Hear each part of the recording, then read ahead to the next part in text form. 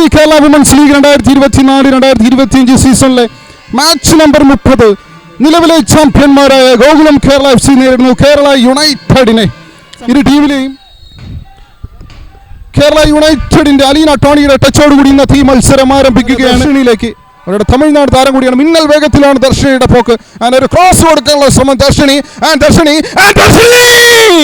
Cross bar രക്ഷണിയാണ്.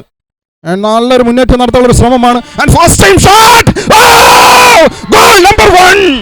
Gokulam Kerala FC ദർശനിയിലൂടെ score ചെയ്യുന്നു. ഈ മത്സരത്തിന്റെ ആദ്യത്തെ ഗോളാണ് ദർശനി എടുത്തത്. ഫ്രീ ആയി വന്ന് ഒരു ബ്യൂട്ടിഫുൾ ഗോൾ കണ്ടെത്തിക്കൊണ്ട് ഗോൾ കീപ്പറുടെ കൈകളിൽ തട്ടിക്കൊണ്ടാണ് നേരെ ഗോൾ വലയിൽ. ഒന്നാം പകുതിയുടെ വിസിൽ വന്നിരിക്കുകയാണ്. കിക്കാണ് ഇതിലില്ലാത്ത ലോങ് കോർണർ കിക്കാണ്. ജിഷില ഇടപെടുകയാണ്.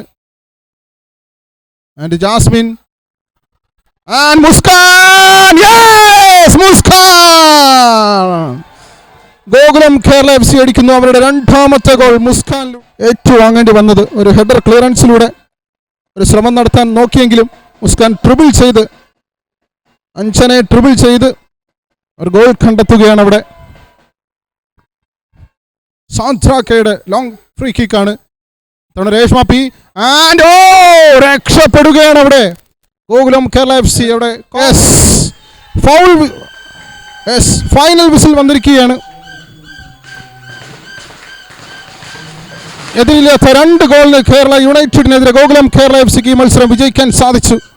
മത്സരത്തിന് 38-ാമത്തെ മിനിറ്റിലും 71-ാമത്തെ മിനിറ്റിലുമാണ് ഗോകുലം കേരള FCക്ക് ഗോൾ കണ്ടെത്താൻ സാധിച്ചത്.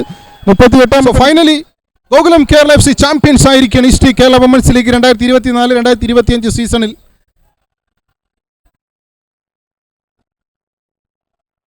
Full time score Gokulam Kerala FC 2 and Kerala United 0.